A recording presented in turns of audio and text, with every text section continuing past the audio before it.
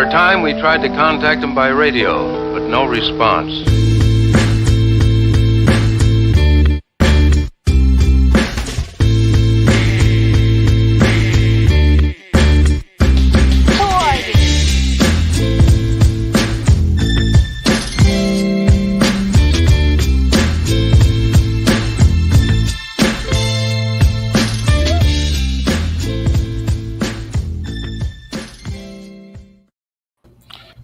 Yes, y'all. Welcome in to episode 50 of the Dumb Marks Podcast, your favorite Saturday brunch bunch. Gentlemen, how we doing this morning on I guess it's rainy, somewhat ugly outside. Typical weather here lately. Well, thunderstorms lately. It's been crazy rainy season here.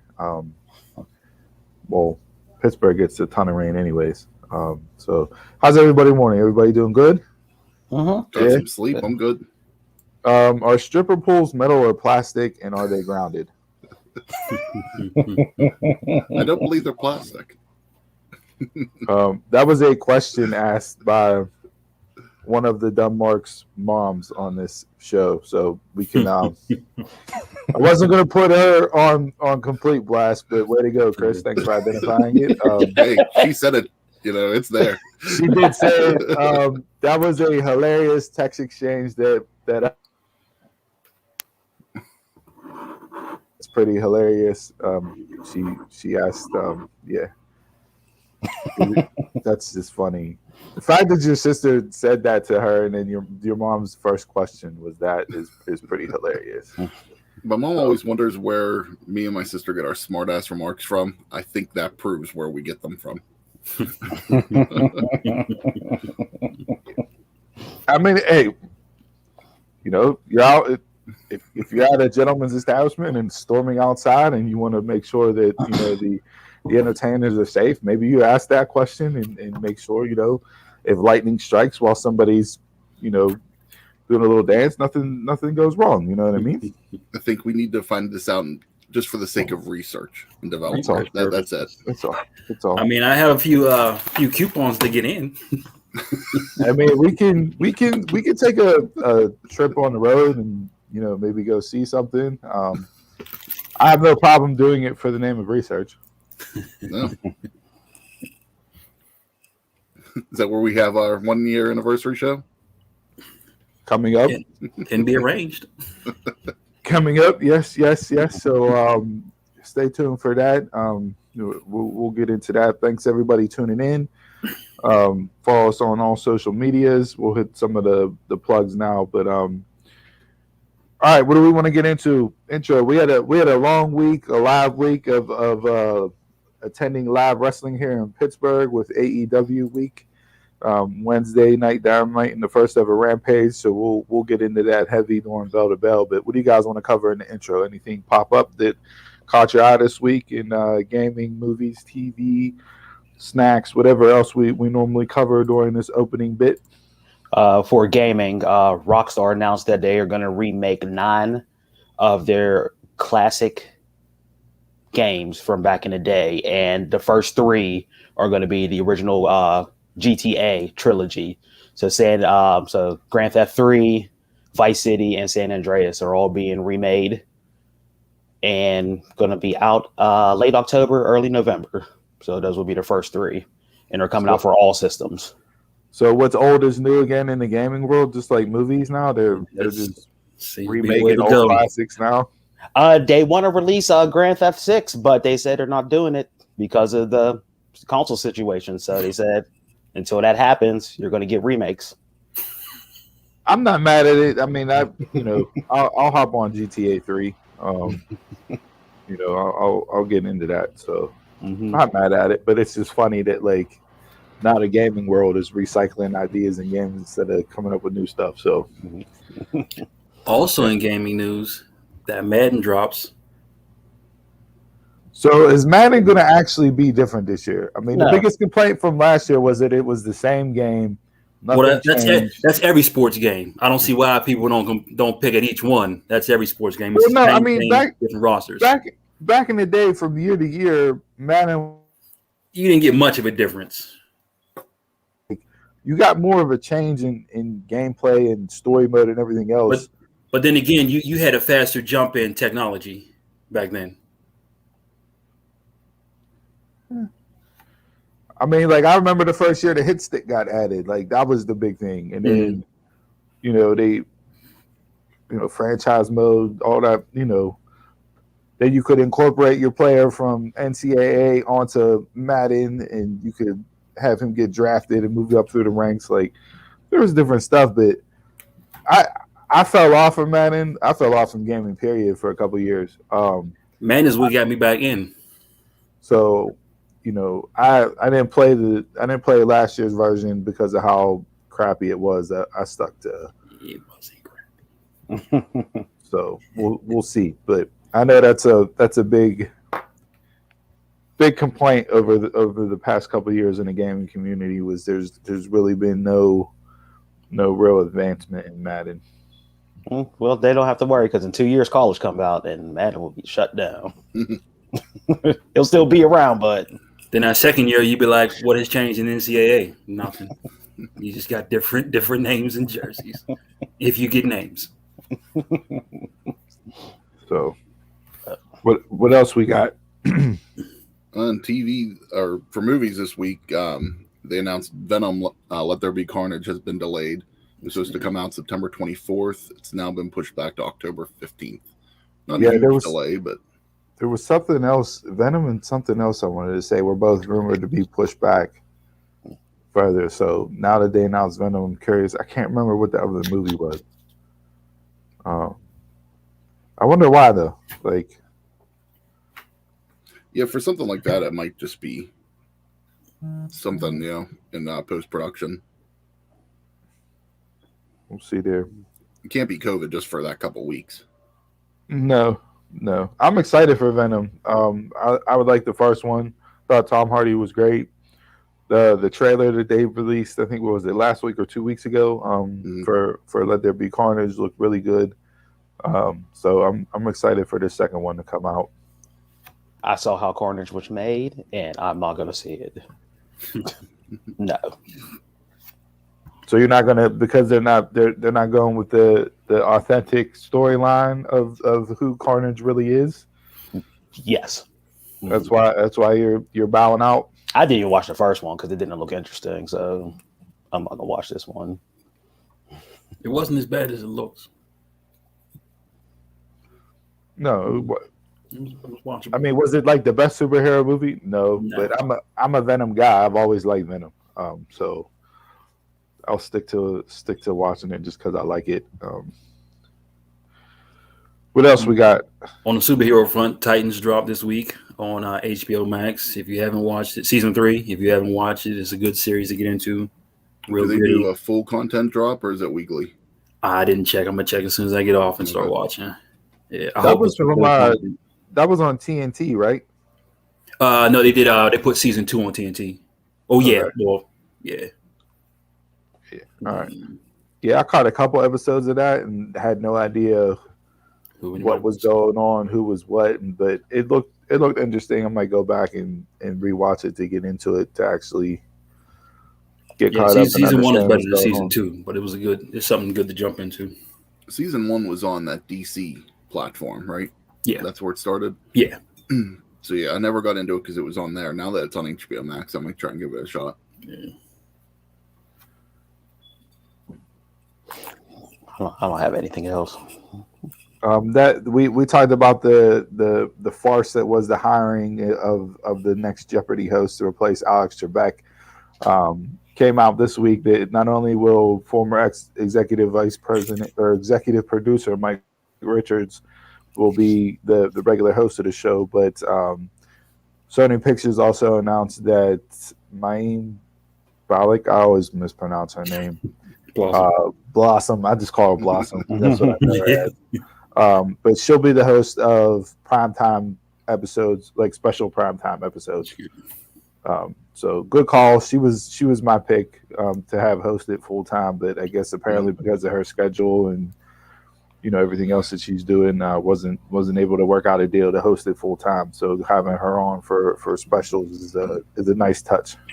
I think she still has a show on TV right now, right? She does, yeah, on Fox. Call Me Cat. Yeah. Yeah, they announced ABC's going to pick up like a Jeopardy. I think it was like a national college championship in 2022 at some point, and she'll host. That'll be her first one to host. Yeah. Wednesday, there's a Wednesday Addams series coming to Netflix. Luis Guzman got casted as Gomez Addams, and was it you or Jay said Catherine Zeta-Jones is going to playing Morticia? Yeah, That was Chris. Chris? Okay. Interesting there. Wonder how that'll play off chemistry-wise and everything else between them two. Since the focus is going to be on Wednesday, I don't know how much they'll be involved throughout the plot, but interesting casting there. I'll check it out. Definitely. I know this is sports related, but Netflix right now, the Malice at the Palace documentary is on. Go check that out if you haven't. I'll watch that. Really, really good doc. I'm probably going to go back and watch it again. I don't know what's crazier, that the brawl broke out or the final score of that game was 69-65. Not today's NBA. Not today's NBA, but that just goes to tell you, like, how much defense we played. Mm-hmm. Yo, we forget how bad the NBA was. Like, you had games 69-65 was a final score. That's kind of nuts. Those are AAU games nowadays. You know what I mean? Like, so Theory now is just jack it up from anywhere. Check that out for sure. Anything on the Chubby Kid front with snacks? Anything new that came out? I didn't have anything on snacks this week. I did see there's going to be a new restaurant called Smashed Waffles.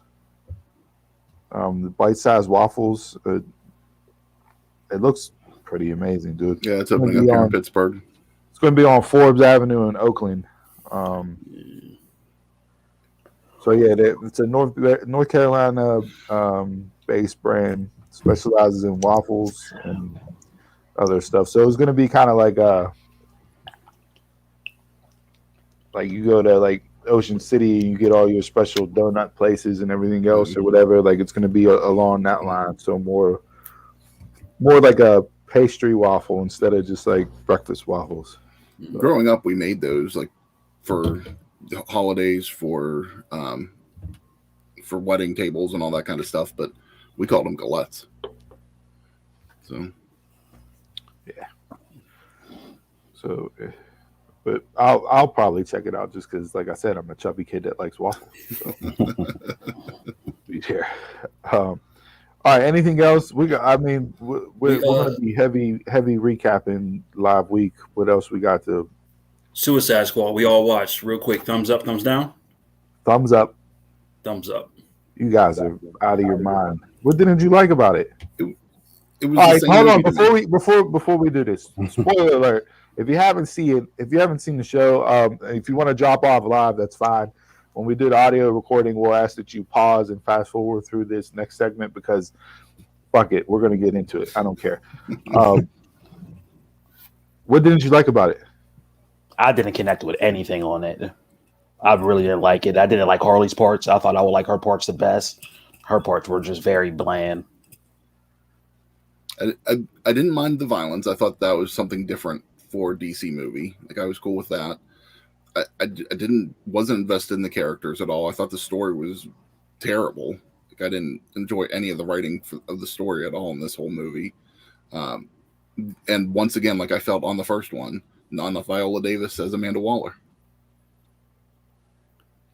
When it got to Starro, I was kind of like iffy. But the rest of the movie, thumbs up for me. You get me a Peacemaker and Bloodsport combo movie, I'm good to go.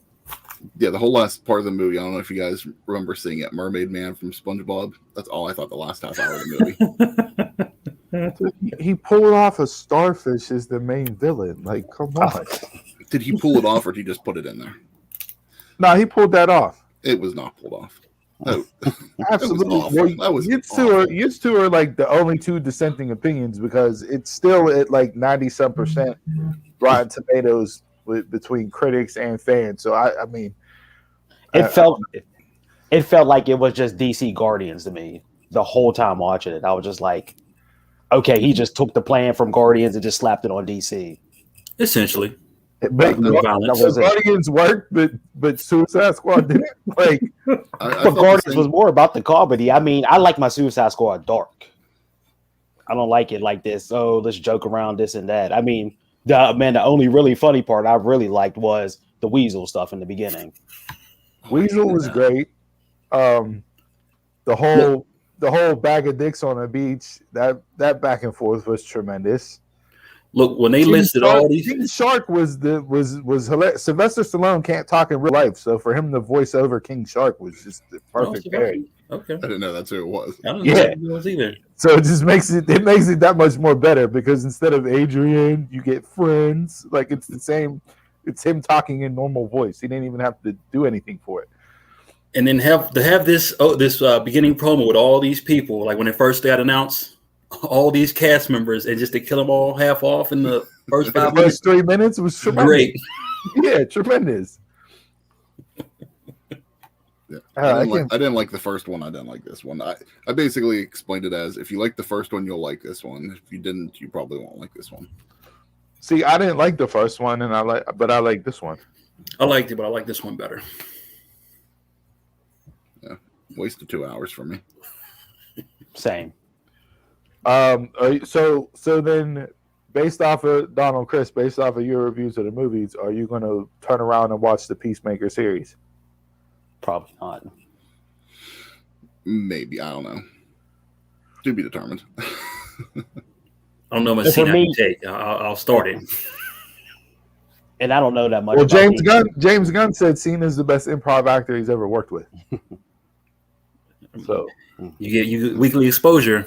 Yeah. You can see that. I mean, you can see that. You can't see that. You know, I found it a little bit wonky storyline wise to try to explain how he survived. Yeah. Being shot in the neck and in the building, falling on top of him, and everything else. But we'll see if they cover that plot hole. But yeah, I mean, I enjoyed it. It was definitely. I mean, you definitely saw James Gunn all over the movie. So like, but yeah, we'll see. Do they tap back into this well and go forward with it again? If it's making them money, yes, they will. You can give me a 3. I'll watch it. They will. All right. Anything else on the Suicide Squad take? We want to keep this light and airy this week. I don't want too much tension, but I got a feeling this next segment we'll get into it. We're going into tension, especially based off of the shirt that the guy in the upper right hand corner is wearing. Because I have a feeling. I think her dad stepped down in his role as conservatorship. Mm-hmm. So not why I'm hearing it, but yeah, let's. You want to talk about a documentary that could be made that would, that could turn into like a 6-part miniseries. That whole thing is crazy and insane. Yeah. There's a lot of subjects that could be covered there. So yeah, we'll see. In time, I'm sure. Oh yeah, absolutely. He'll write a book and something else, and then it'll. All right. Anything else other than that? Let's wrap this up and get into bell to bell.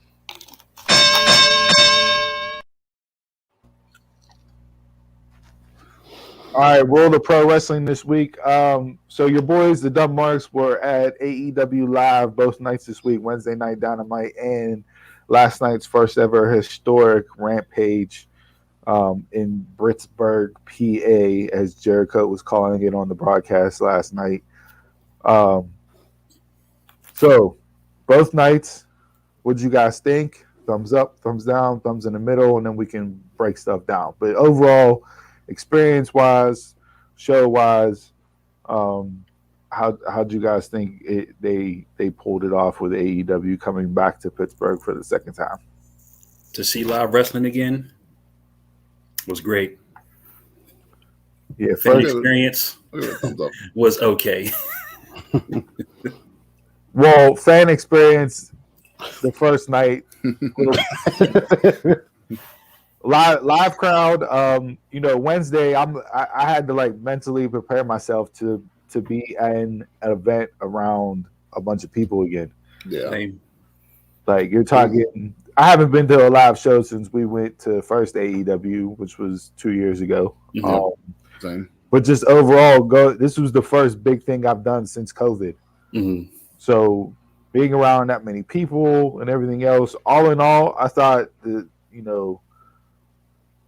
staff at the Peterson and everything else, like I thought it was run smoothly. They were very clear on what you had to do, where masks needed to be worn, where you could take your mask down at. If you wanted to leave it on the whole time, you could have left it on the whole time. So like all in all, I thought all that was very smooth and handled very well for having that many people in a venue. So shout outs, kudos to them, because I know some places you've heard horror stories about stuff coming back in and direction not being clear, logistic wise, getting into the building, everything else. So kudos to everybody down there at the Pete. I thought that went off without a hitch. But yeah, just being in an arena around people again, man, it was it's definitely different after not doing stuff for 2 years. Pleasure. Thank you. Yeah, I agree. Yeah. Thank you. Whenever Yeah, you're you sitting get there around people, and like, especially when they're screaming constantly, it's just like, Yeah. you haven't been around that. It was messing with my mind a little bit on Wednesday too. Yeah, so Wednesday night,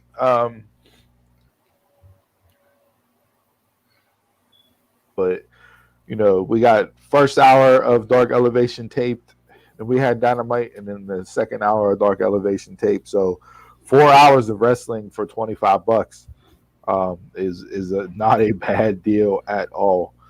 I thought $50 for both events was an incredible price. Oh yeah. Absolutely. My cousin bought floor seats, and they paid $75 for both nights. So even That's not bad either. you know what I mean, even there, it's not that much difference. No. Wednesday, we can get into each show or different main points, but overall, just comparing the two nights, what night did you like more, Wednesday night or last night? I enjoyed Friday night, Rampage night, much better than Wednesday night. Personally for me, like the feeling wise was yesterday, just because we were secluded. Well, so yeah, peaceful. So your boys got a seat up, taken care of when we go places in the 412. So Britt Baker is not the only one that knows how to pull strings in the city. So yeah, we had a little row to ourselves. Was able to chillax a little bit more. Nobody behind us, nobody around us for the most part. So yeah, from a watching segment and viewing wise, I agree with you. I thought the crowd was more into Friday night too. Yeah, there was a larger crowd, which surprised me. And then It felt more the on energy Wednesday was for better. me. Really? Yeah. I think the crowd was more into it yesterday than Wednesday. Like I felt way the energy more more. yesterday. Yeah. Well, I mean, yesterday. I don't think between Britt and that Omega match, you're not topping the not Omega match. Dante Martin. Let's go ahead and put that out there. He stole the show night one. Oh yeah, But yeah, absolutely. Yeah, I mean the energy and the energy in the crowd. Now I recorded both shows and I haven't watched them back yet to see how the noise and that came across TV wise. But the building was loud. Everybody was in it consistently throughout the night on both nights. I feel like there were more people in the crowd last night, and the vibe was different just because it was a historic event. Like you don't get many first times in wrestling, so the fact that we were there and witnessed, the first ever of something in pro wrestling nowadays is pretty damn special. So I expected people to be hyped last night. But overall, I thought both nights, I mean, last night we got 3 hours worth of wrestling, Wednesday night, 4 hours worth of wrestling. So like Was there a lot of wrestling to watch? Yes. I mean, 7 hours is a lot to consume. Yeah. But at the same time, it didn't feel like, oh my God, I'm sitting here for 4 hours. Like the pace and the tempo and the moving, the running the matches, for the most part, constant action. And I walked out of there both nights not feeling like, dude, we just sat for 4 hours watching something. Like, at least me. I don't know if you guys feel the same, but my ass hurt night one. that was rough. I think after Dynamite ended and they started taping the second hour of Elevation, that's when I started feeling it. I was like, you know what? We've been here for a while. I'm getting tired of this. But then they had Phoenix. Not comfortable on Wednesday. It felt long, but the show I felt did progress. Mm-hmm. Yeah. Not taking sitting and everything else, not being able to stand and stretch your legs and all that stuff. But I mean, just from a product wise, Donald, you felt it was too long on Wednesday night? No. Yeah, after you said, like sitting there and all that stuff, no, product wise, I think it was on point, Okay.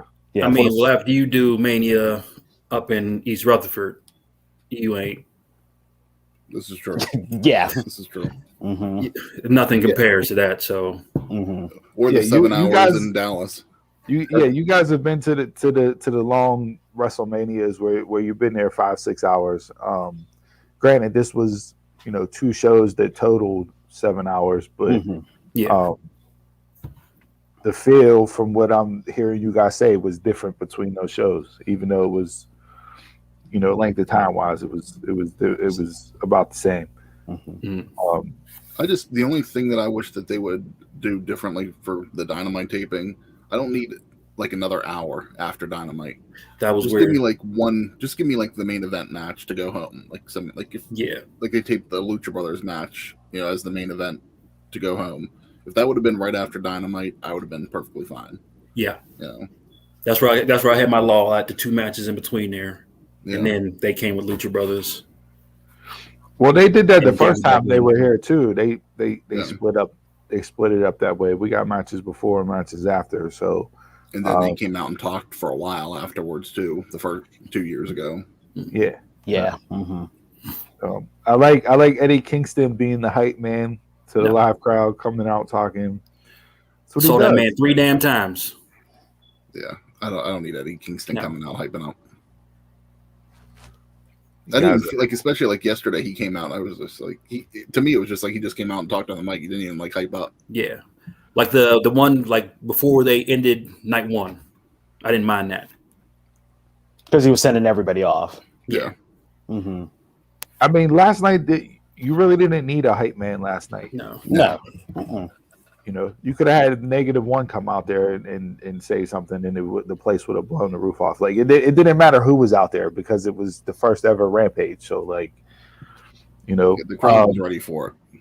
Some of the things last night, just flipping through the Twitter timeline while we were in the arena and walking out.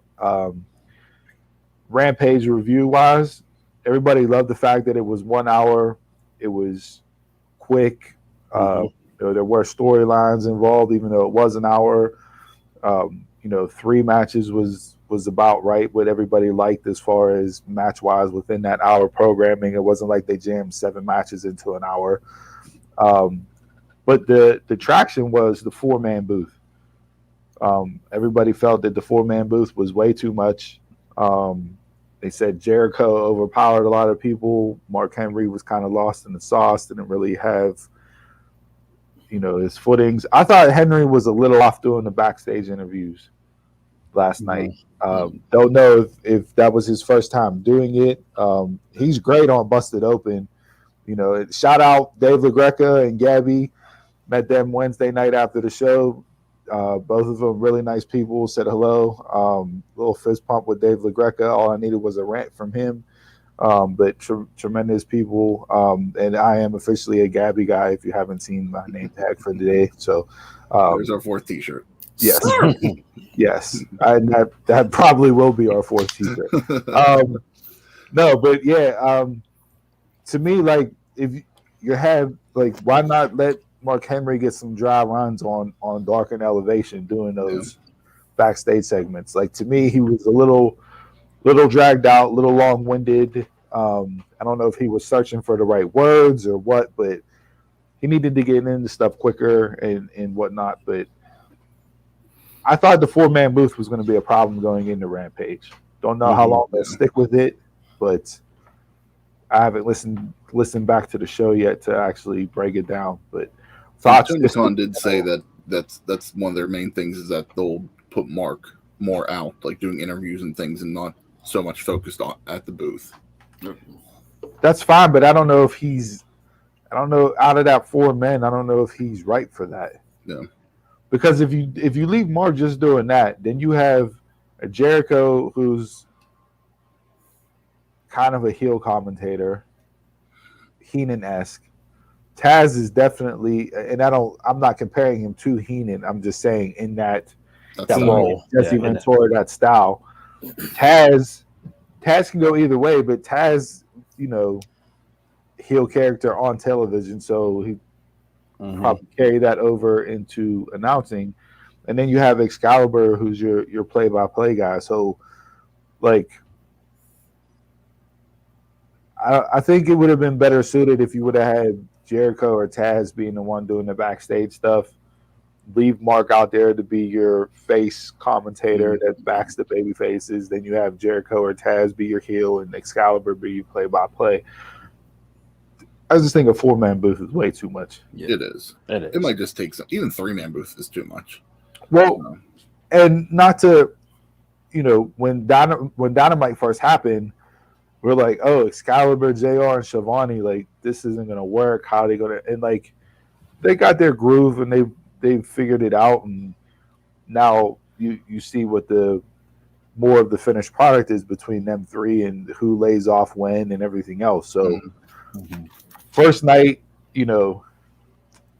not too many dry runs, I would say, besides them, practicing stuff in pre-production, but give it some time. We'll see if it gets better. It's just asking Jericho to do a lot, especially whenever they're coming up touring with Fozzy. Like, and maybe this was a way to say, okay, Jericho will be the 4th man occasionally, but this is going to be our 3-man booth going forward. There's a lot of the Rampages coming up. There's going to be a couple lives. Like, it's live again next week in Chicago. I think it's live the following week, and then it's live the following week again in Chicago. But then I think once All Out's over with, they're going to start taping Rampage with Dynamite on Wednesday night. So it'll be a tape show moving forward. That makes sense. Yeah. So you won't get, at least it's not another night for them to tour. So, like, if he's touring with Fozzy, he's already got to be there for Dynamite on Wednesday night. Yeah. So then how are you going to film Dark and then Dark Elevation? How are you going to film those two? Maybe they'll finally shorten them up again like they were in the beginning. Do Elevation for an hour before, Dark an hour before, and Rampage an hour after? Yeah, probably. But then you're getting, that's 6 hours. Or that's a lot of wrestling in one night. 5 hours. No. Yeah, I don't know. That's going to be, they'll have to figure that out. So we'll see. It'll be interesting to see. But obviously Britt Baker is over in her own hometown.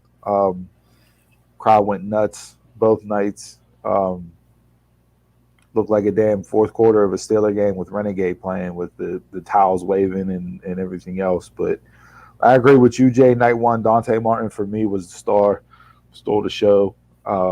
Omega and the Bucks shined him up beautifully. That's how you get somebody over in a loss, right? Like he played his part. Don't get me wrong, but like, Bully Ray always says it. Somebody goes over and somebody gets over. That's the objective of the match, right?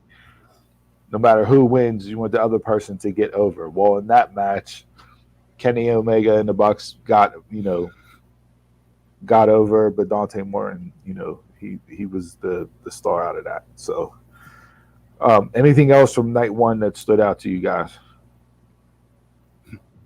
Good or bad? Either or. I know you weren't a fan of the show Wednesday night overall. Yeah, no, I wasn't a I fan. might have enjoyed it more than you did, Chris. It was, to me, it was just too much focusing on the legends. Like I didn't like the fact that Christian's getting the title shot at All Out. Mhm. I hated the whole segment with Tony Schiavone, his kid, and then Big Show coming out. I don't need to see Big Show and wrestling in the ring. No. Well, we don't know if Big Show's going to be wrestling in the ring. I didn't need him in the ring at all. Yeah, Like at all. yeah. He can focus on just doing his commentator role, and that's it. I don't need him coming out for anything else on Dynamite. So it was two people, but you said the 2-hour show focused too much on legends with two Sting. people, 2 segments. Hardy, even though Hardy's not a legend in my mind. You didn't like that match with No. Hardy and Private Party against No. Orange and Best Friends? It No. wasn't even so much. I just didn't feel like the show was progressing where I was hoping it to. This close to a pay-per-view. Well, you got the Cage and Omega announcement for All Out. You got Pac and Andrade announcement for All Out. I don't mind that match. I am looking forward to that at the pay-per-view. They set up Jungle Boy and Luchasaurus against the Young Bucks next week. Yeah, next week. Again, you're this close to a pay-per-view. Like, this is a constant thing with AEW. I'm just saying what they gave you as far as setting stuff up, and you know what I mean. Like, It's like, I don't know why. Like, I get for Rampage why they had like the 3 title matches. You know, they were just trying to make it a big first show. That's fine. To get eyes on it. Yeah, but like just like whenever they do these shows leading up to a pay-per-view, they'll always build up title matches on TV instead of saving them for the event. And then they'll do that match next week, and then you got to do a quick build to a title match at the pay-per-view. all right, so let's jump into Christian and Omega. Obviously, we saw last night Christian Cage won the Impact title from Kenny Omega. I'm calling this the weekend of Omega drops because he dropped the Impact World title. Tonight is Triplemania. I believe he will drop the Triplemania title to Andrade. And then we'll see what happens at All Out with the AEW title. Hangman Adam Page, it's a little irate, little mad that he's not in this spot. And I get it. Like, everybody wanted that to be the payoff, right? Like, 2-year build. It's All Out. Why not go with it? But rumor is, well, not rumor, his wife is expecting any time now, and I'm guessing he wanted some time off for, you know, the birth of his child and that. So First kid, I can understand that. yeah, like, no, not knocking that as a dad. Like, I completely understand that. So, like, if that's the case, and that's the reason why they didn't want to put Hangman in it All Out and have him go over because he wanted time away and everything else, that's fine. I'm okay with it. From that standpoint, it's understandable. But I just think, like, you teased it, You started the story. and then you pull back. I mean, granted, they started it and stopped it with the beatdown and the layout. So he's off TV, right? I think when he comes back, don't know how long he'll be off for. Will that pop be there for Hangman? Absolutely. But you still have to have Kenny be the champ. Mm-hmm. Yeah. Mm-hmm. Like, him being the one to beat Omega for the belt there's nobody else that should be beating Omega for the AEW title except for Hangman. Period. Yeah, I agree. you can't argue. I don't believe you can give me a case for somebody else. Now, you know, if a certain cult of personality debuts next week in Chicago, I'm sure people will automatically throw him out there. Or if there's a certain, Bryan Danielson that debuting in Arthur Ashe, which prediction, that's where I expect Danielson to debut at. So mark that down. Your dumb marks will check that box off too. Yeah, there's just nobody else that should be beating Hangman or beating Omega except for Hangman. Period. So Yeah. The story is there. Like you said, it's a 2-year build. I get it. Yeah. I mean, I was more upset about last week than I am now, with the rumor coming out that he's just taking time off for that. So I don't know. I didn't need to see Christian in the title picture. No. For a while. It doesn't interest me, him versus Omega. And now that he won the Impact title, it's like, my guess is that's going to be a, winner take all type match. Did you peep Orange Cassidy in the background last night during Christian's celebratory interview? So I tweeted out, does this hurt Impact? Because an AEW contracted wrestlers superstar took the Impact title off of Omega instead of having an actual Impact star be the one to take the belt off of Omega. Does that hurt Impact in this whole Forbidden Door working relationship? It does, because an Impact person's not champ. And then what did that say about Impact's roster? We have nobody to beat Kenny at all. They do have somebody to beat Kenny, but they didn't have it. And they teased it for about 7 seconds, and I was sold after them teasing it for 7 seconds, and that was having Josh Alexander. Then they should have did that right there. They should have did that, but no, but they went with just a Dynamite person, an AEW person to beat Kenny. And they'll have it be former TNA champion and superstar who shouldn't have the title at all. My stance shouldn't even be in the title picture whatsoever. I guarantee that this week that they'll hype that up, like, oh, he's a former NWA champion, he's a former Impact wrestler, he's bringing the title home. No. Well, you saw Scott D'Amore come out last night afterwards, so yeah. I just think there was a missed opportunity in that to automatically elevate somebody, and especially somebody with Josh Alexander, who's not only carrying the X division right now in TNA, but also having probably arguably 2 of the top 5 matches of the year so far. You have him beat Omega, and there's your guy, there's your star. I think that I think Kenny will get the title back at All Out if they do, since Christian and him are wrestling again. But Impact's taping their programming tomorrow, Monday, and Tuesday, I think, to build up towards Bound for Glory. So if you read spoilers, you might know what's going on ahead of time. But if Omega gets the belt back from Christian, that's going to be just like how when Pac was in WWE with the Cruiserweight, when he was Neville, when they took it off of him with Tozawa and then put it back on him the next week. Like, what was the whole point of taking it off of him? To have a moment. That's the moment. There you go. That's it. It's the pointless. Yeah. And then I don't like that Christian beat Omega. Well, he didn't beat him clean. He used the chair. He still beat him, though.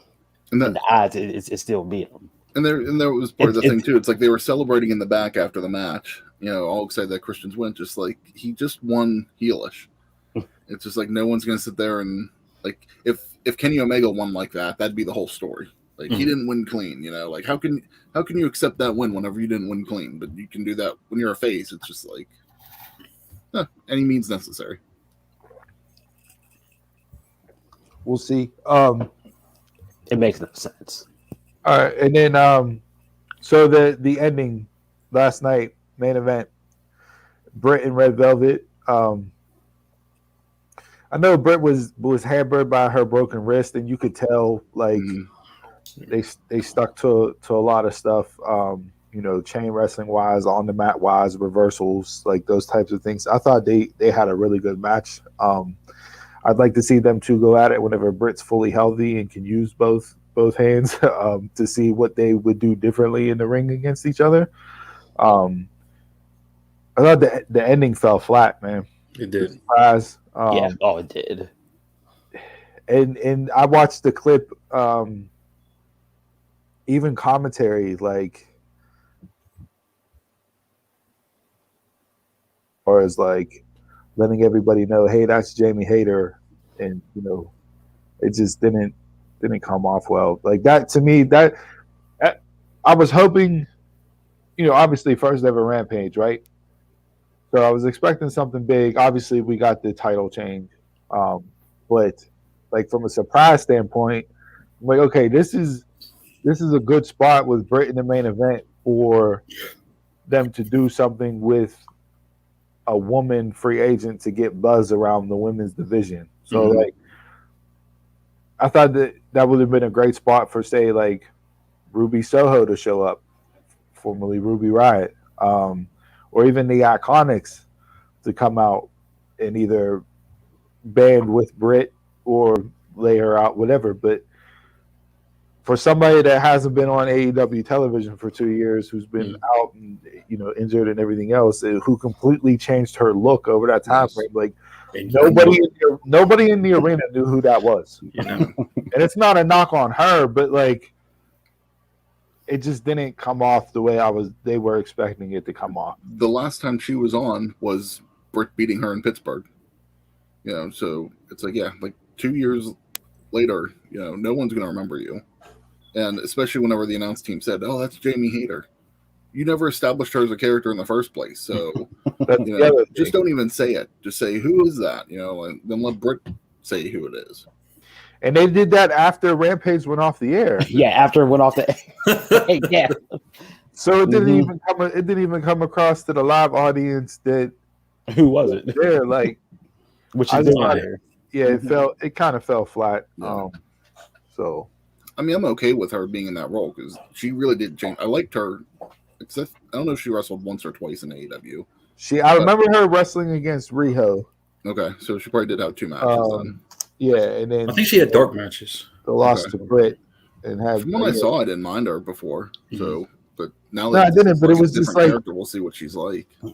If you're going to do something with the women to close out the show to give you like an oh shit, like No, I think Ruby would have been a good one, especially on the first show. Yeah, on the first show, and then you get hype around your women's division. Like, would you have accepted Kiera Hogan in that role? No, because Kiera's body type, like, she doesn't fit being a muscle. The enforcer. Yeah, like it doesn't work. Like, that's why I said if you have Ruby there as like a challenger for Britt, I'm fine with that. Or because Britt's been talking about having more backup, if you would have had the Iconics there as, now them 3 are together, like that would have worked too to close the show. And that's 3 people that people know. So like it would have came off way differently. So you're making a splash by bringing in free agent women to end Rampage on a show that one of your EVPs wants to be built around the women. Do you think the Iconics would have taken a little too much away from Britt, though? Not if they're aligned with Britt. Like, I think Ruby would have been, like, the pop would have been there for Ruby. But, like, if they would have aligned her, say, with Britt, I think that she wouldn't overshadow Britt. And not in Pittsburgh either, too. No, but the face to face, like lights go off, lights come on, and Ruby's standing there directly in front of Britt, face to face. That wouldn't have overshadowed Britt, but you would have got that. Oh shit! Yeah. If the Iconics, come out and lay out Red Velvet and Statlander, and then you get whatever interaction between them 3, then it's like, oh, so now Britt got okay, like. All right, let's see what they do with that. Like, there was opportunities, and I mean, you could have did something with a woman from Impact. Like, I just thought there's different ways that they could have went with it to get more of a oh shit moment to close the show that would have led to more buzz and more people talking about it than what they did. Yeah, but at least they're using their own talent that they have, and that's a good thing. That's true too. Instead of relying on outside talent, they were using somebody that they haven't used in a while. But when there's outside talent to help build up your roster, who a lot of people still think the AEW women's roster is lacking in name and talent and star value, is that a spot to use somebody outside instead of a homegrown person. Because it didn't do anything to elevate Jamie Hayter. It fell flat. Not night one. We'll see if it elevates her as it goes on. Mm-hmm. Do these shows help or hurt Britt's character or Red Velvet's character? So these two shows specifically,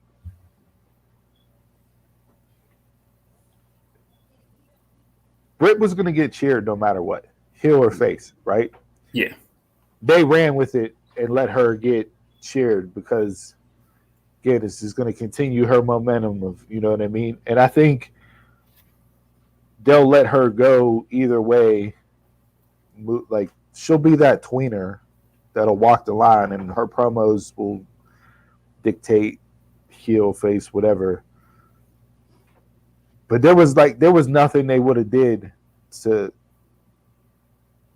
like Britt not get cheered last night. I think she could have trashed the city. I mean, that's a typical thing to do from heels, but I mean, she was trying to say that, what was it, like she's the salvation, like nobody else is a champion. I'm the only hope here. And I think people ate it up because and it's because it's her here. But then again, you see that turtle towel waving in the back, you might get a bunch of hate from. They're like, I don't like. Maybe if she took off her jacket and had a Baker Mayfield jersey on, she might have got hurt because saying that she's, there's one other Baker that's just as good as her, and she could have taken it off to show the Browns jersey, and maybe that would have got her booed. But like, realistically, like, she's arguably one of your hottest superstars, man or woman, on your entire show. Mm-hmm. If you know going into it that this week she's going to be, Austin-esque as far as crowd reaction, like, why not just let her run with it for the week, and then after that you take it whatever direction you want to go? This is, to me, elevated her more. Like, so how do you build Red Velvet after this? Well, they did say, like, on commentary, they go, usually Red Velvet, wouldn't get this reaction, but being in Pittsburgh, Yeah. So yeah, they commentary did the right thing there with keeping Red Velvet as a face moving forward. And that's what all the interaction for after the bell was over with too, to try to get that heat back. Get her heat back. So Velvet, you know what I mean? Like, it's the same question I asked Dawn last night. When did Red Velvet get pyro? Well, it's a main event. That's why she got pyro. And go ahead, Steve. I honestly don't think it hurts either woman. Like, to me, they're both going to stay in their lanes moving forward. Yeah. Like I said, would I like to see them have another match later on down the line whenever Britt's fully healthy? Yeah, I would. It's just interesting to see, like, do they run it back for All Out because they got what they got last night, and you knew, like, you could see that Britt was comfortable in there with Red Velvet, and they were able to do it without injuring anything further. Like, you got the beat down, so now you're only a couple weeks away from All Out. Like, Chris Statlander showed up in there too in the mix. I think Statlander do a tag match with Britt being hurt now. Are you going to get her and Jamie versus the two of them? You can do that.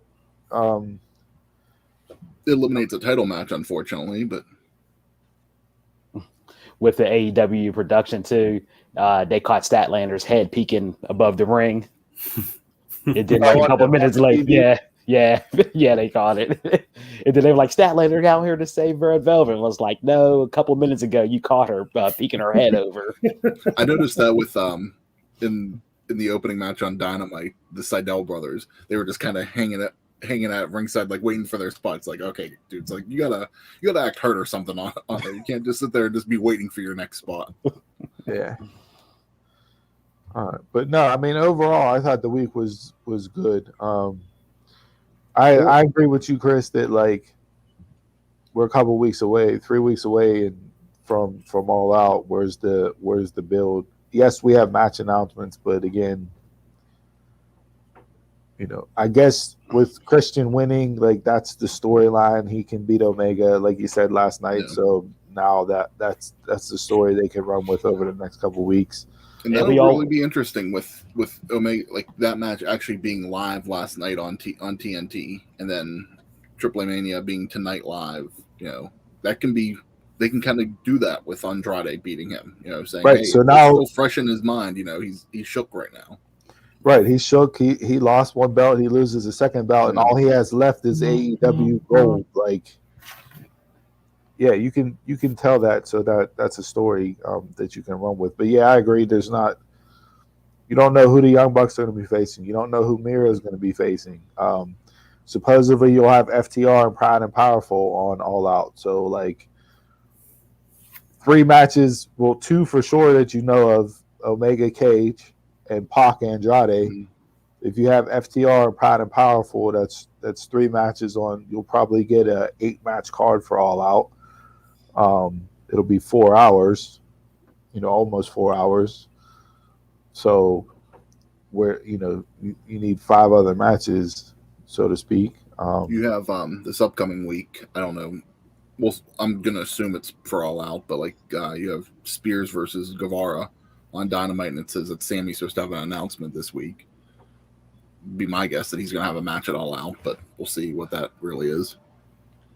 Yeah. So. All right. Anything else from AEW Live this week? Look, just one quick thing to our fans in India. AEW Dynamite and Rampage starts on Eurosport tomorrow, Sunday, August 15th. You'll get Dynamite and Rampage on Eurosport. So there you go, guys. AEW fix. I know you guys are heavy in the WWE, but they kind of pulled the rug out from under you with NXT India. So if you're looking for an alternative, you heard it from your boys here first in the Dumb Marks. I just got a quick question for all of you. Since we had Christian and Omega last night, are you excited about their main event match at All Out? No, not right now. I wasn't to begin with, and less now. It's because we always get on WWE about running the same match over and over. So this is going to be the same match. Different stipulations, maybe, but it's going to be the same match. See, I don't think they'll run the same match. I think you'll see something completely different from them too. You guys shit on Christian more than I do. Like, I'm not mad that he's back in the ring and wrestling. Like, does he need to be the guy in AEW and hold the gold? No. But the experience level between the two of them, I think they'll go in a completely different direction. Like, you weren't saying that about Omega and Okada wrestling 3 times in the Tokyo Dome. Like, they gave you different matches each time. So, not that I'm holding Omega and Christian in the same breath as Omega Okada, but they're good enough to give you different matches. I don't hate Christian. It's just I don't need to see him in this position right now. It's especially more whenever there's other people that I would rather see in there. It's more the formula of like a WWE match. Yeah. Which makes them seem like they're all the same. Hopefully once All Out comes, we'll say something different. But Jay, no take on. You're just silent over there. Where's I'm glad somebody else brought it up. It's cool. I'm good. It's cool that that AEW is doing the same thing as WWE, running the same match. No, I'm saying I don't have input. I'm glad somebody else brought it up. That's all. Yeah, but they're not doing it with the entire card. Come on, it ain't it. What? Entire Come on, WWE doesn't do it with the entire card? Not the entire card. You may get 2 or 3, not the entire card. What?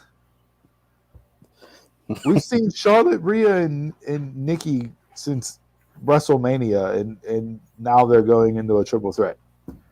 It's not the entire card. It's one match. Well, Bobby and Goldberg don't count because Goldberg hasn't been on TV, and Cena and Reigns don't count because them two, Cena hasn't been on TV. So and it's not the entire card. Can't use that. Sheamus and I mean, we're getting Pride and Power FTR again, running it back. Yeah, after Cash nearly bled to death on No the outside. excuses. No excuses. No, it's not an excuse. It's a Yeah, but they legitimate- haven't been running it back consistently on TV each week. Hey, Charlotte ran to a table and scratched her back up. That's a way different. It's That's the a same way excuse. different. It's the same excuse. She That's got not the same excuse. You're out of your mind. That's not the same. the Excuse. same excuse. Don't That- justify one and then Did they go? Did get they on the go home? other. Did they go home automatically, and the refs call an audible to send it home because they couldn't finish the rest of the match because she scratched her back? No, they didn't. It's the same And thing. and Match over. Match over. FTR and Proud and Powerful haven't fought in a tag match one week against each other, singles matches the next week, singles matches next week, and then run back another tag match at a pay-per-view. They fought the last 3 matches. Last 3 matches when? They were Stadium Stampede. That's not them going against each other. Like that's not a tag team match against each other. That's a 5-on-5. They shot it as a tag team match. Did they touch anybody else? No, Yeah, they fought you're FTR and Revival, and you're getting it again. it's You a got bet. it again 2 weeks ago. You're getting it again at All Out. When It's the was same shit. Stadium Stampede was when, Jay? How many months What ago? month was Stadium Stampede?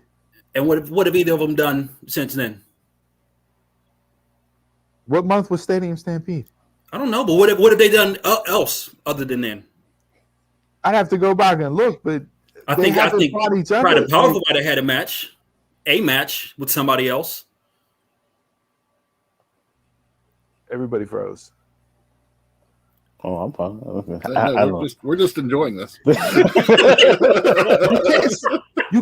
can't say that a 5-on-5 Stadium Stampede match in March. The way it was shot, is them running it back. the way it was shot, for a you ran it pay-per-view back. that's on September 5th. The way it's shot. It's a 5-month gap. But they're running was it that back. long ago? September. When Stadium Stampede? Stadium Stampede was double or nothing. in May. That was May. May, June, July, August. September 5th is All Out. All Out. And what have you seen them do in between that? They've had other matches, and not all against each other. Pride and Powerful, maybe.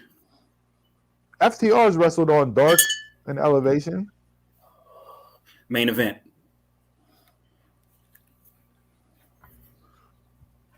So is Jericho and MJF running it back because they've been involved in this 5 labors? According to your logic, that would be them running the same thing over and over again. Well, Jericho's had Because matches. it's just Jericho and MJF, and they were shot together in the Stadium Stampede. So they've been running the same thing for months. Well, Jericho just gave you 5 different matches. 4. 4. But it's still Jericho and MJF. According to your logic, that's running the same thing. But they gave you different matches in between. You're missing the premise of your argument. Is that I'm they're not. running the They same give you. Spears and Guevara, is that the same thing? They're running that back too because it was them two in the Stadium Stampede. Has Sammy fought anybody else since? I think he has. Yeah. Spears not. So has on Dark, FTR and so has Pride and Powerful. They haven't just wrestled each other's. Don't give me dark and elevation.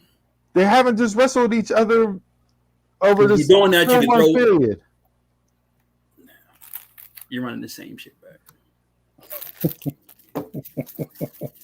No, you're not. You're running the same shit back. They've wrestled once since Stadium Stampede against each other. Once. May, June, July, August. Once in 4 months. We get 8 weeks of the same matches on Raw. You're telling me that that's the same and that they're running it back. It's not. You just said it was the same. You got Rhea versus Charlotte. Charlotte versus Ash. Ash versus Rhea. Won the same match. Charlotte and Rhea have been in pay-per-view matches against each other since WrestleMania. Oh yeah, they've been fighting. Yeah, So it's the same thing. All you're doing was dropping Nikki in. That's all you're doing. It's the same thing. it's the same logic with FTR. It's the same logic. No, it's not. Not when they're wrestling. You're getting the same. Not the same. You're getting the same shit recycled. All I see is your hand stuck. That's what your argument is, stuck, because it makes no damn sense. Well, let's move on to your world of WWE, where the shit was the shits again this week. Anybody watch anything from Monday night or last night that they want to talk about? I watched a lot of Raw. I watched SmackDown. I didn't watch Raw at all. Nothing. I still don't understand what you liked about Matt Riddle and the Randy Orton stuff, but well, this was where I wanted to go with Raw this week, because to me that's the only thing that was worth talking about. The entire show was written in order.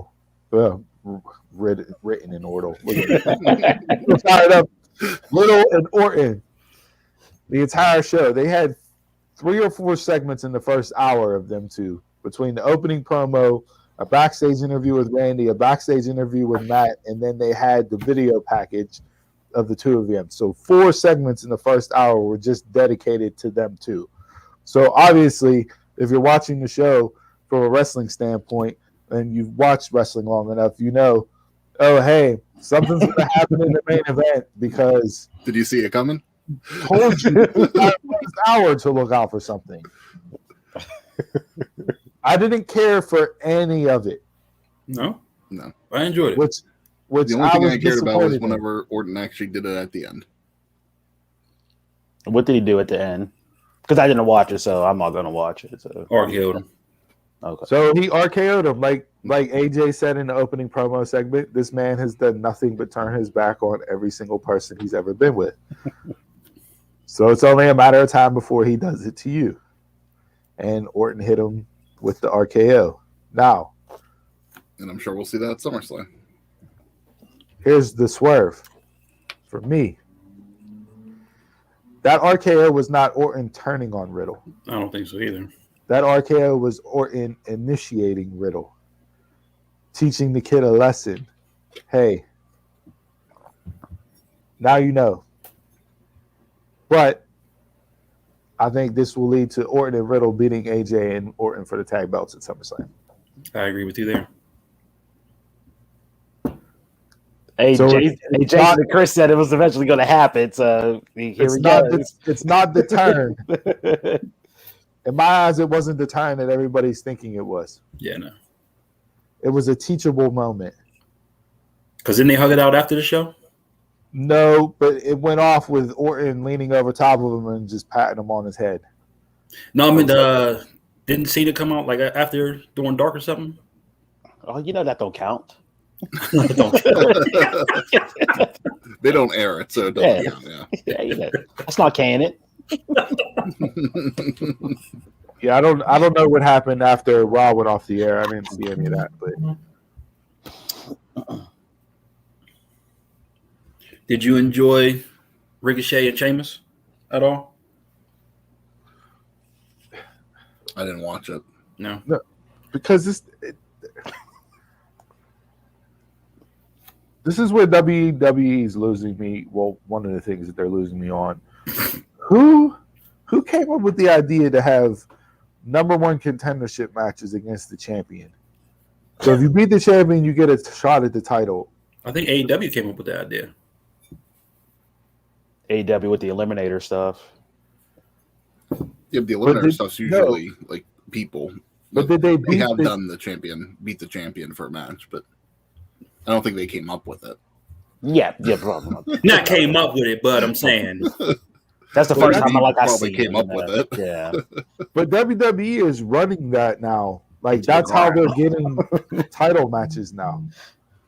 You're facing the champion. If you beat the champion, then you get a match against the champion for the championship. They did it last. The champion for a title shot, or do you want them to call their shot? Because that's apparently the only 2 options you have in WWE right now. Why did you get away from the formula of building 2 people up who wrestle and then they face the champion? What was wrong with that formula? It worked in wrestling for 50 years. It's not good TV. It's not good TV anymore. And then Jay, with Sheamus and Ricochet, so Ricochet had the champions match, and then Priest had a championship contenders match, so you don't know who's the contender, and they're not facing each other. And then Ricochet faces Sheamus. Right after that match, Priest faces Morrison, and then Priest calls out Sheamus, and now they're having the match at SummerSlam. So none of it made any sense at all. I tune out when you say Priest. You don't have to explain that to me again. I don't get the man. I don't get it. It's because Ricochet didn't call a shot, and Priest did. I don't. So no, I didn't It's a enjoy story it. I just don't even care about in WWE right now. It's a terrible idea. It is. That's bad creative. That's terrible booking, terrible creative. It's lazy. Mm-hmm. That's the company. That's their whole MO. But yeah, Monday night, that was, like I said, Riddle and Orton was the only thing from Monday night. MVP and Lashley cut the same exact promo on Goldberg. Literally the same exact promo. So yeah, there's not like nothing from the Raw side excites me for SummerSlam. They announced Jinder versus Drew yesterday on Twitter. So now for SummerSlam. So now we just get matches announced on Twitter now. Please kick off. I was just about to say, hopefully that's in the pre-show. So yeah, so they're like, Raw does nothing. You know the pre-show's only there for the Usos, so that's bad. SmackDown last night. The only thing to me we're talking about is Cena and Reigns opening segment. 26 minutes they went. Promo back and forth. Roman came out this week. Roman has not been on a script. He's been unscripted this entire run as a tribal chief. You can see it. I definitely see it. So when we look back at past Roman and Cena, what have we always said? Cena has obliterated him on the mic, right? Last night, I didn't get that feeling at all. Like Cena was not head and shoulders above Roman last night. Roman didn't say much, though. No, and I told you guys I only watched what they posted on YouTube, so I didn't see the complete thing. From what they aired on there, I didn't feel either one walked away like the winner or loser in that battle. Did they air the Nikki Bella line? They did, yeah. The Dean Ambrose line? Yeah, they aired that. Okay, so yeah. I thought it was good. I just felt like it was both of them just going at it, and cool. Mm-hmm. They both walked out there just like, all right, we'll see each other at SummerSlam. Yeah, it started off slow, but then it got better as it went on. Yeah. But they're like, what you just said right there, Chris, is just like, you wouldn't say that about Roman before. Mm-mm. No. He held his own. You know what I mean? Oh yeah, he definitely held his own. Yeah, like he definitely held his own. He didn't look out of place last night. Yeah, no. Being in there on the microphone back and forth with one of the best talkers WWE's had over the last 20 years. Oh, I definitely give it to him yesterday. He did hold his own. So, I mean, are they going to deliver at SummerSlam? I think they'll deliver at SummerSlam. Oh, I do. I definitely do. So, Cena showed the biggest stage. I like both. I like both individuals' logic based off of last night's promos. Maybe you see them get physical next week. I doubt it, but save it. Yeah. Other than that, SmackDown. I want that pull-apart brawl. No, we don't need that. Oh, that's exactly what's coming next week. The whole roster pull-apart brawl. You getting that for Brock and Goldberg? Or you're gonna end SmackDown in an attitude adjustment and a spear. That I also like the line about how, you know, he was, what Roman say, he was like, you're good enough to be in this ring. You're good enough to main event SummerSlam. You're good enough to win the WWE title. Yeah. You're just not good enough. And he looked over at the belt and then looked back to win the Universal title, and I was like, okay, like, all right. Has he been Universal champ? No. They said whatever Cena was saying. I'm gonna take the belt and I'm gonna hop the thing. They said that was Punk's promo from 2011. Blow you a kiss. Blow you a kiss. Yep. Yeah. Yeah. Cena was WWE and he was world heavyweight, but he's been away since they brought in Universal. Okay. Yeah, other than that, you do a title change, but it's like, why did you do a title change 2 weeks before pay-per-view? Obviously, that means the IC belt won't be on SummerSlam. I mean, or just run back again. I mean, you got, what, 4 title matches. You got 2 Rollins. So you got Reigns Cena as 1. Yeah. You got Goldberg Lashley's 2. The triple threat Raw Women's is 3. Bianca Sasha's 4. Edge Rollins is 5. You got Dominic and Ray. And the Usos is 6. Wherever they fit Drew McIntyre in. That's 7.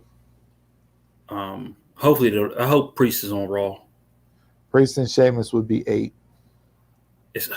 That can be kickoff if. Mm-hmm.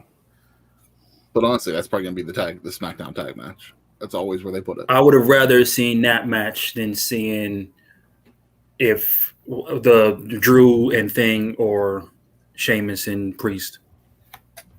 You're not putting Drew McIntyre on the kickoff show. So he's the match deserves it, but no, they're not going to be on there.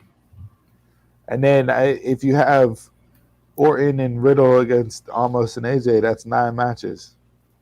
Something had to get kicked, unfortunately, with Shinsuke.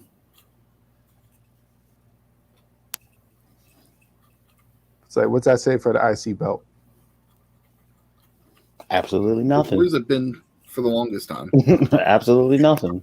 Every now and then you'll get a guy that wants to bring it up, and they try to elevate it. But was it defended at WrestleMania?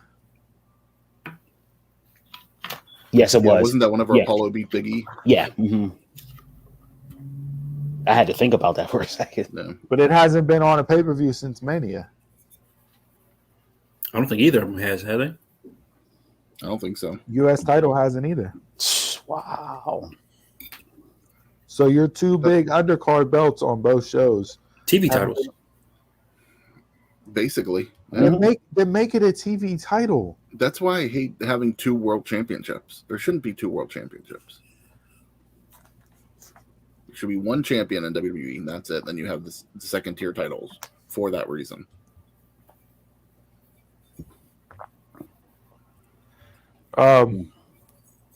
Yeah, I don't WWE. That's all I had this week. Like, I'm not.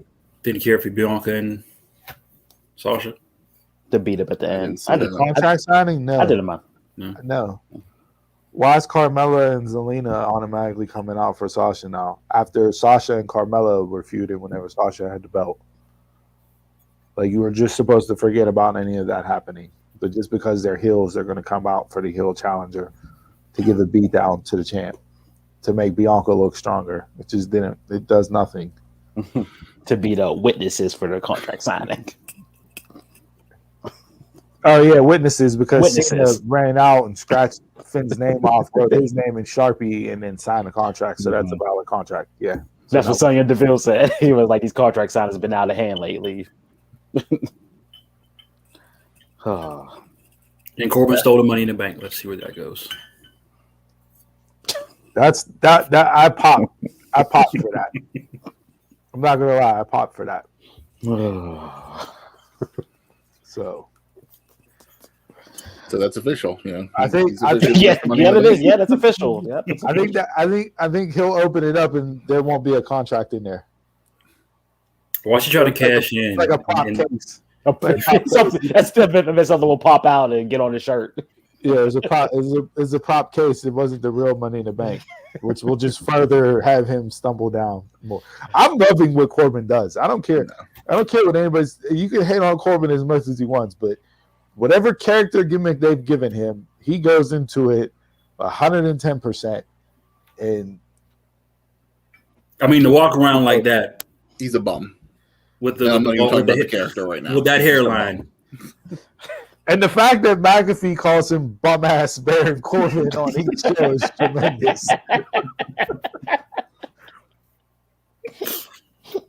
That man can just get off my TV. Well, I thought you were going a different direction. I was going to say that's not this. I know I have After Dark shirt on, but we got to pause that.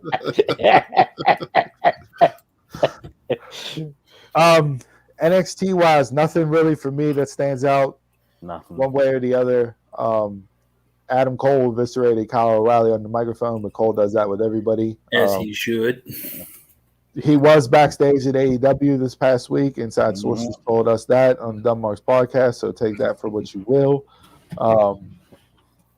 I thought the only other thing that I liked was the way with the Indy and Dexter Lumis out on a date with the whole. I'm a former women's tag team champ. I don't need protection.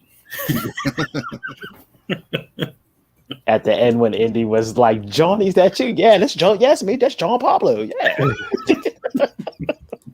Tremendous. Austin might not see the way anymore. Yeah, good. Yeah, Austin Theory was again on dark matches. So don't know if he's getting called up or whatnot. Candice and Johnny announced that they are expecting. So Candice will be off TV, and who knows what's going to happen with Gargano. NXT's dead. They blame Triple H for losing the Wednesday Night Wars, and that's why Vince McMahon is killing off NXT and making it back into a truly developmental territory again instead of a third brand. So terrible. Yeah. After what do they do? Do they still make it an independent territory with 2 hours of TV each week? I mean, you can't do this. You can't eliminate a lot of the roster and then just give them 2 hours, because you're not going to produce good 2 hours of TV.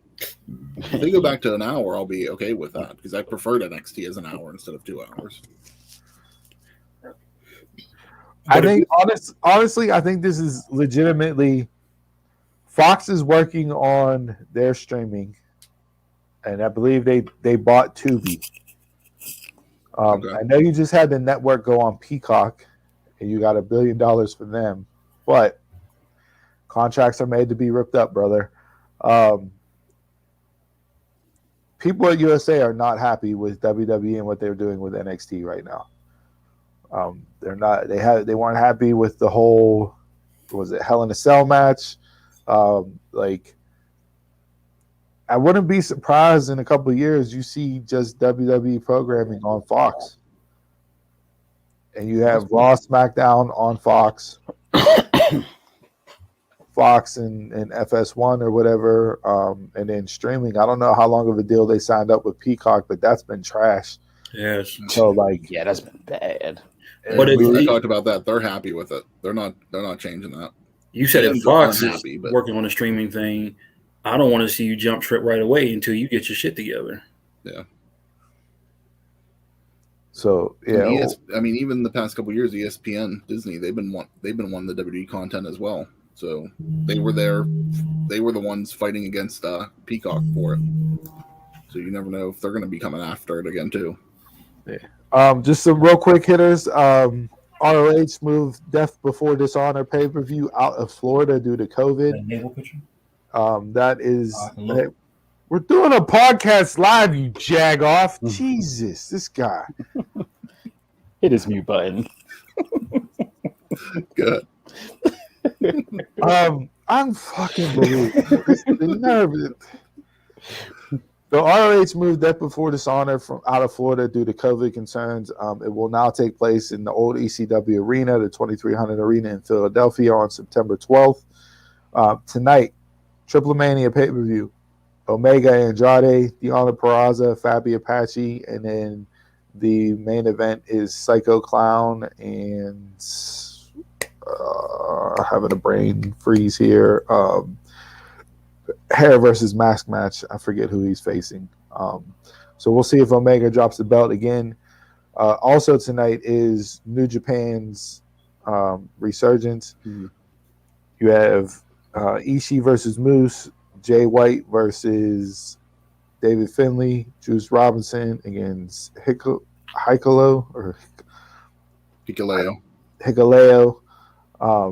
I think the Good Brothers are wrestling too. I think so. So there's New Japan. So there's a lot going on there. Locally, we have. Did you say Archer? No, I didn't. Yeah, Archer and was it Tanahashi? Mm-hmm. For the New Japan North American belt. And then locally, you have IWC with their Cage Fury. Yeah. So Wardlow and Britt are advertised to go. I think Arn Anderson's also advertised to be there. Mm-hmm. Yeah, we'll see. So a lot going on wrestling wise tonight that'll take place after we're off the air. So tune in for all that stuff. Anybody got anything else before we drink a beer? I'm good. All right, let's flip it. Let's go. Chug, chug, chug, chug, chug. This week's Drink of the Week segment is brought to you by a co-host answering their phone live on the podcast. Hey, it's my mother. I couldn't find a mute button. I don't know where it's at. So I got to take that call. Listen, if we get the phone call on air, you got to do like Joe Budden does. So this is Jason from the Dumb Marks podcast. You're live on air. Do not say anything that will incriminate yourself. We're now putting this conversation on the air. All right, so this week's Drink of the Week, we have Ellicottville Brewing Company's Blueberry Wheat Ale. It is 4.8% alcohol by volume. It's a malt beverage brewed with blueberries. So not your strongest beer there. Donald, this was your suggestion and your pick. So we will see what we have here. Smell the blueberries. Mm-hmm.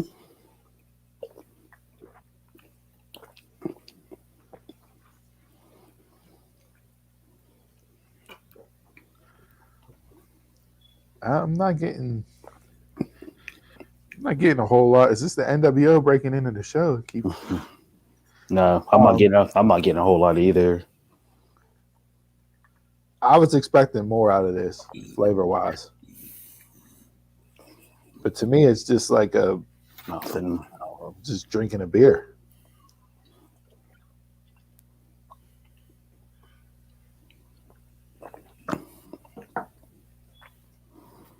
Yeah, like this is just, I'm just drinking a beer. Like you can definitely tell it's a wheat ale.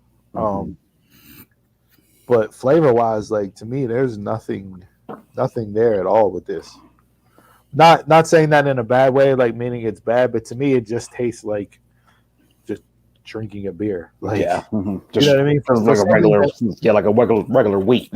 Yeah, like for something that's a blueberry ale, you're expecting blueberry taste. And I'm not getting anything at all. I'm just drinking a wheat ale, like you said. So for a lack of flavor, I'm gonna go with 2. Yeah, I'll go 2.5 because it's not a bad ale. Like it's not a bad ale. I would drink this because it's a decent tasting beer, but there's no blueberry in this for me at all. I was expecting this to be more like a bumbleberry. That's probably my favorite blueberry beer, and it's nowhere near that. I'll give it a 1.5. I'm not crazy about it. To me, blueberry is trash as a flavor and a fruit. What? Come on now, man. Come on. The only good blueberry is the little chunks in Jif Mix, but And what? in Jiffy Mix. Pancake mix. Okay. This is drinkable. I don't know if there was a hint of blueberry or anything, but I can drink another one.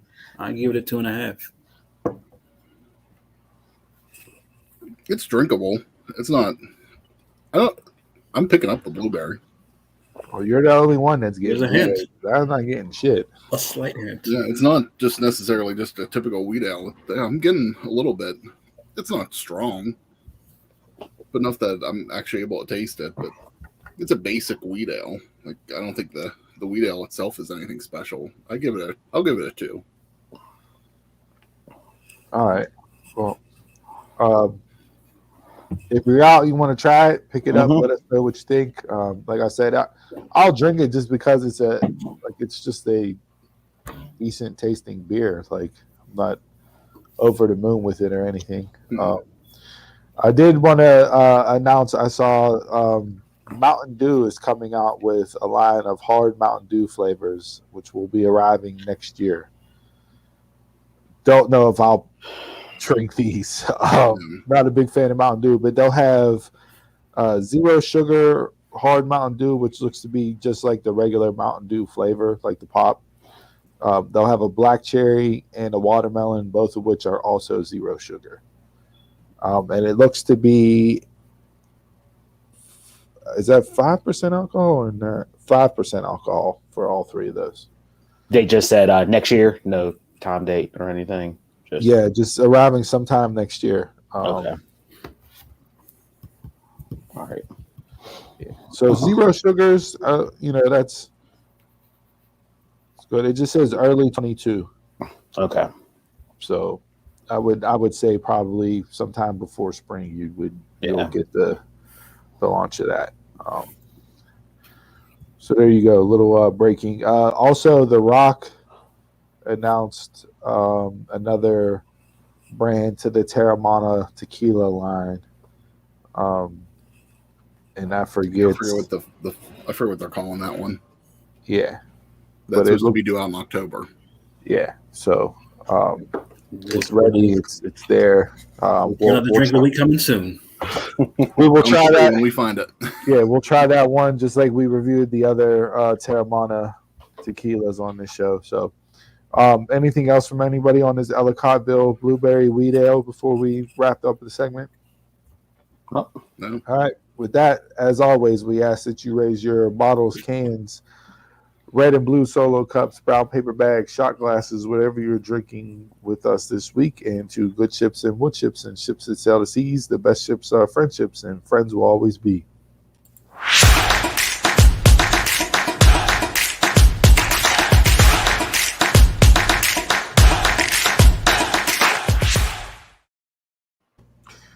This week in sports, we have the first full week of NFL preseason games. We had the Hall of Fame game last week.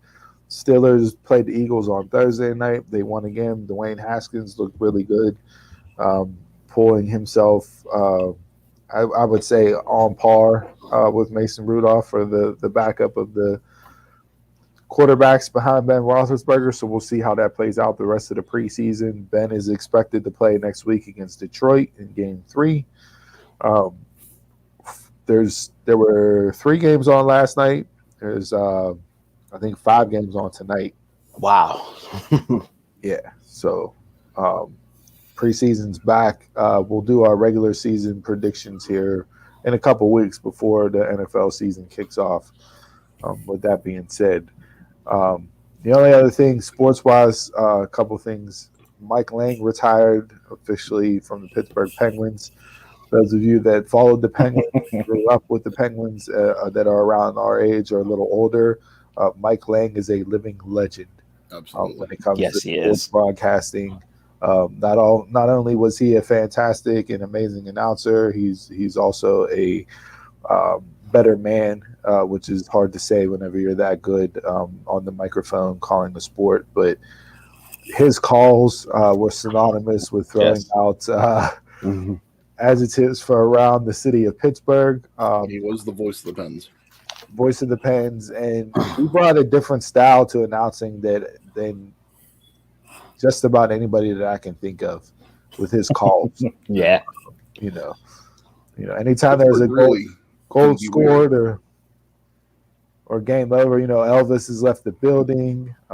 Slick Rick from Turtle Creek, Eddie Spaghetti, like he was just a vibrant, boisterous individual that made calling in, listening to a game fun.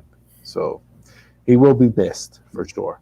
Like Whenever in his video, whenever he started on, it was him and Myron Cope for the Steelers. So those are two iconic voices in sports.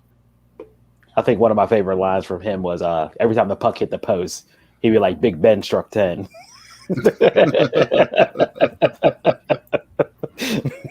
My favorite was get out of the fast lane, Grandma. The train's coming through. Scratch my back with a hacksaw. So those of you that are from the Pittsburgh area, love the Penguins and followed along with Mount Lang, hit us up on social media. Let us know what your favorite Mike Lang tagline was. So salute to him. Congratulations. Thank you for entertaining me as well as the rest of the Penguins fans for as many years as you have. With that being said, I thought baseball actually did something that was worthwhile in talking about this week. Yeah. Oh, yeah? Field of Dreams game. Thursday night, the White Sox took on the Yankees actually on the Field of Dreams from the movie Field of Dreams. Tremendous open, having Kevin Costner walk out from the corn into the outfield. It was really cool to see. And, you know, the game itself was exciting. It ended, you had the Yankees go up by 2 in the top of the ninth by hitting back-to-back home runs. Then you had the White Sox with a walk-off home run in the bottom of the ninth, fireworks going off. So, like, the game itself lived up to the billing as far as being an exciting game to actually be played on that type of field. So, yeah, baseball got this one right, 100%. Like, this should be a game played on this field every single year. Didn't you do this before? No. This is the first This was time. the first one. First one. It was supposed to happen last year, but the pandemic pushed it back to this year. Yeah. So first one. So, like, you know, the NHL has done the Winter Classic with the outdoor games, which was, you know, a success. That novelty's kind of worn off. But if you look around the other sports, like, if NFL or NBA were to do this, like, where would they do it at? Like, is there a place or a venue that, like, not the NFL? Basketball would get away NBA with it. Rucker Park in basketball. Basketball would get away with it, but I said Rucker Park as well, Donald. But like, it's like, how do you have fan? You know what I mean? Like, how? Yeah, I know it's so small, but Yeah. That's the court. Yeah, like maybe that, or maybe you could do like one of the street courts out in Venice. You know what I mean? Like out in Cali. But to me, if NBA is going to do this, you got to do it at Rucker Park. Like, you know, New York, Mecca basketball, like that. Like,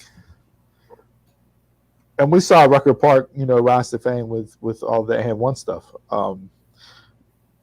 But that's been a staple of basketball for years. So yeah, I saw some people for for NFL wise, like saying, like, you know, go to Notre Dame, but you know, maybe the big house, but like I don't, because NFL is already in outdoor venues. Like I don't know.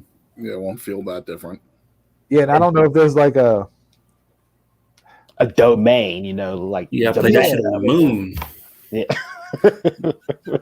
Yeah, like, I mean, they've gone to Mexico and played in Mexico. They've gone to London, but like I don't know if there's anywhere in the States to where you could point and be like, that stadium. That's really cool to see an NFL game there, or that it hits the same way that this game did for Major League Baseball. Like, you had a field from a movie about baseball that, you know, dealing with the Black Sox. It was just one of those things that all the stars aligned and it came off really well. So kudos to Major League Baseball for getting something right. They haven't done that a lot, but kudos. The only thing right. Yeah. What else we got in sports? We got the Big Ten and ACC and the Pac-12 are trying to get an alliance going to, you know, schedule games with each other and all that stuff. Well, it's not just dealing with scheduling games, but it's everything. Yeah, everything. And this is to combat them against the SEC. With, you know, them taking Oklahoma and Texas out of the Big 12. Notice the Big 12 wasn't mentioned in that you know, story. So TV rights for sure. Yeah, college football is going to look a whole lot different over the next couple of years. Because if you do that with these three conferences, you'll have the LA market, you'll have the New York market, Chicago market, DC market, Atlanta market and the Miami market. So you'll have every region except for like the South. Yeah. And granted, there are Southern teams that play in the ACC and that, but like as far as like regionally, cities, regionally looking, the South will have this, Southeast Conference, and everybody else will have everything else. So yeah, it will be crazy to see what happens here, starting around 2025, 2026, because I think that's when Texas and Oklahoma's deal is up with the Big 12. So there's that there with college football. Boxing wise, Manny Pacquiao was supposed to fight Earl Spence Jr. on August 21st. Earl Spence Jr. had to withdraw from that fight due to a torn retina. So Pacquiao now is taking on Yordenis Ugas for the WBA welterweight title. I have no interest in this fight now that Earl Spence is not in it. Can care less right now. So there's that. You got Jake Paul and Tyron Woodley coming up here in a couple weeks. It's Sunday, August 29th. Actually, so I listened to Jake Paul on Pat McAfee's show this week. He had an interview. It was about 20, 25 minutes long. Not saying that I am a Jake Paul fan now out of this. Not saying that. But I got a better understanding on what makes him and his brother tick and why they do what they do. I would just say they didn't convert me into a fan. I'm not going to cheer for him. I'm not going to spend money on it. But if you want to get a different perspective and actually listen to him talk and explain stuff and everything else, like I would seek that out on YouTube and watch it just to get a different understanding on why they are what they are, what makes them tick, how they got into boxing, so on and so forth. So it was a good interview, done well. And then speaking of Triller,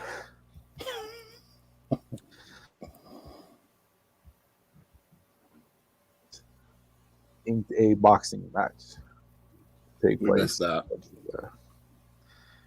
So that'll be coming up. I'm not sure if a date was announced yet, but it's just they just signed the papers. Yeah. So there's that with it as well. I don't know. We'll see. Anything else? Oh, the PSG Big Three made official this past week. Messi officially signed with PSG. So now you have Neymar, Messi, and Mbappe together. Messi is not scheduled to play in the first game, I believe, this weekend. He just started training with the club. But you want to talk about Big Three trios? I don't know if you'll get bigger star power than those three on a team together. And word is Ronaldo may join them. Really? Yeah, that's the word. Is that Ronaldo may join them. Wow. Can you imagine that front? That's crazy. Yeah. Have no idea if that will ring true or not, but that's the rumor mill going around. Some other things here. The Olympics closed out, and men's and women's U.S. men and women, as far as payouts go for medals, which I didn't understand this because I thought that you don't get paid for winning medals. But apparently there's compensation awarded to these athletes. Okay. The U.S. women for medals, they earn $4.7 million, and the U.S. men earn $2.8 million. So the women doubled up the men. Is that all together, or is that per person? So the gold medals paid $37,500, silver medals paid $22,500, and bronze $15,000. Okay, that's more along the lines of what I've seen. And we're like one of the worst paid countries. Yeah, so women earn $4.7 million, all women Olympians, and with the medals that they won, and the men only $2.8.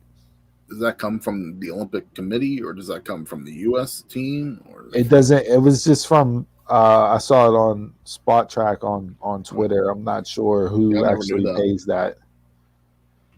Because I was under the impression that you didn't get paid. Because it was amateurism. Yeah, I thought you got paid by Yeah. sponsorships, not by. Yeah. So yeah, I mean that's Jeez. yeah. That's interesting. Mhm. Yeah. So there was that. Let's see. Kazakhstan and Malaysia earned about 250,000 for gold medal. Oh no, 45,000 for gold or Japan. So it's not consistent across the board. Every country. Maybe each country pays then. Yeah. There's probably the Olympic Committee from that country that will do that. Yeah. Mm-hmm. Could be whatever they bring in for sponsorships, and then Dished out. yeah, like a bank for that. Mm-hmm. And then last thing I had for sports this week, Wednesday night at 10 o'clock on ABC, superstar Kobe Bryant. So it's an all-new special event, which will premiere Wednesday. I don't know if I'm going to watch this. Just a documentary, or Yeah, it's going to be like a special. Too sad, yeah. Mm-hmm. Yeah, different players. They got Deanna Taurasi, Tracy McGrady in this trailer, a couple other things. So like, talking about basically like his life and everything else, going up to like the last day. I don't know if I can do it yet. And this is coming from a guy that wasn't a fan of Kobe Bryant. I respected what he did on the court, but I wasn't a Kobe guy. Like, it just, I don't know if I could handle watching this right now. But there's that for something if you're looking for entertaining on Wednesday night. Anything else we got in sports? Mm-mm. no, I'm good. All right. Well, with that, let's get into this ass whooping that I give you guys each and every single week on the world famous One Gotta Go.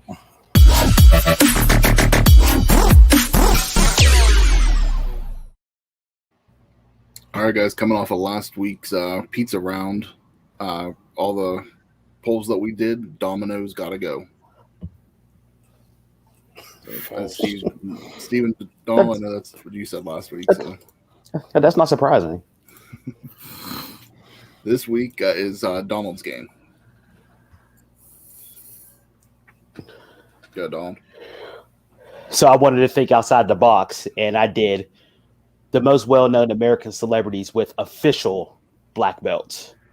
Now, you'll probably see that Bruce Lee isn't up there because Bruce Lee in one of his interviews back in the day said, I don't have no black belt because a black belt is nothing but a certification. That's it.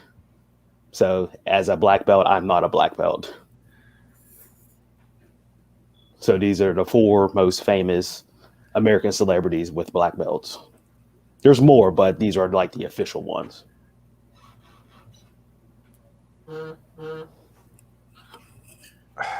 Anybody else hit that Chuck Norris action figure back in the day that chopped down the wood post? No. No? Maybe I'm dating myself. I remember that. I do remember that.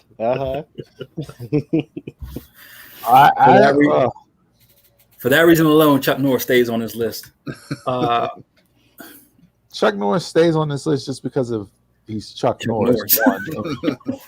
And 2, I just rewatched Sidekicks for the first time in about 20 years a couple of weeks ago. So if you haven't seen that movie, go check that one out. Nothing beats a Walker Texas Ranger Roundhouse.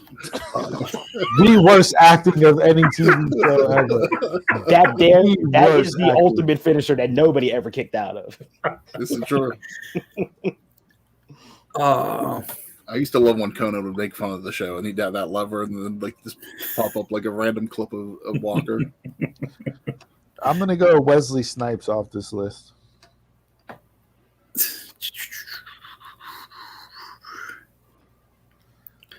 I'm going Steven Seagal just because I don't care for Steven Seagal. I I agree. I'm not a Steven Seagal fan. Never enjoyed the movies or anything. Steven Seagal can go. Wow. You didn't like Hard to Kill? Wow. You didn't like Out for Justice? Terrible actor. Talk about straight to DVD. What was the movie with him and DMX? Exit Wounds. Yeah, you know, like Exit Wounds. I forgot about Exit Wounds. Exit I didn't Wounds. watch it. Hard to I Kill. did watch it, but yeah, he can still go. Is he still rocking the ponytail? He can go. I guarantee it. Hold on to that ponytail longer than Paul Heyman did.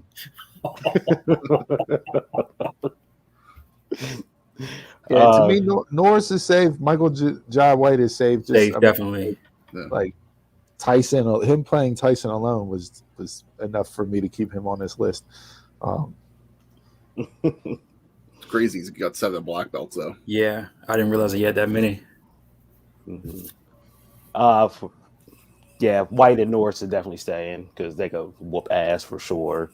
I'm gonna have to go Wesley Snipes off of this list. Really? Blade? Yeah. Huh? Taking Blade off the list?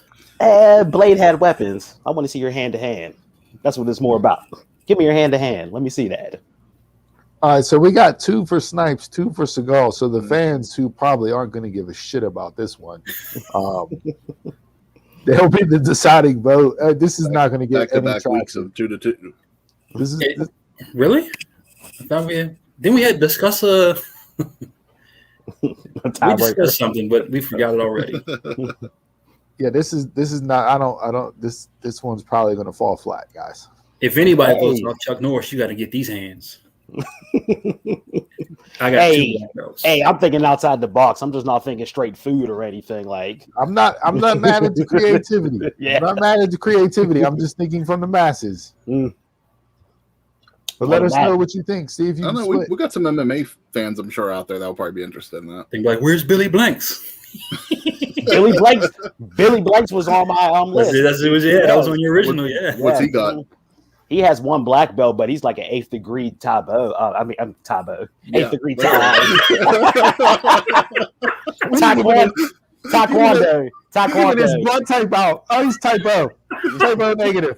Taekwondo. He got an 8th degree Taekwondo belt. Okay. So that's impressive. I mean, you don't see much of those at all. Mm-hmm. All right, let's go home.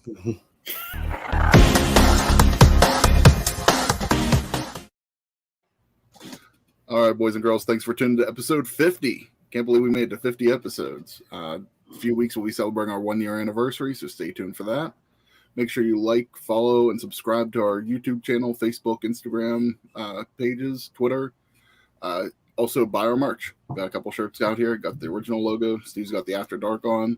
Go to prowrestlingtees.com/themarkspod. Yeah, support the pod. Buy a shirt. Some people need the income right now. Final thoughts. What do you guys got? Anything? I got nothing else. Free Britney.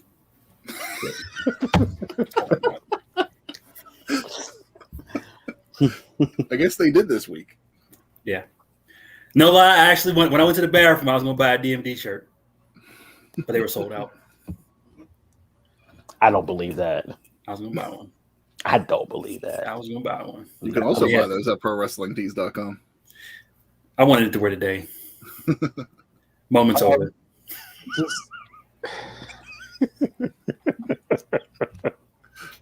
Couple quick hitters that I saw for as far as wrestling goes. The entertainment company Masked Republic, so they do a lot of covering of luchadors, Mexican wrestling. But they secured a P3 group visa for 50 luchadors that'll make it easier for wrestlers from Mexico to work in the U.S. That's interesting. So you see some, a lot of these Mexican wrestlers come over or have issues coming over, but they did that. So that'll get more people able to work in the States from Mexico. And there's a lot of talent in Mexico. So is Tessa Blanchard still in Mexico? Just going to qualify her to come back?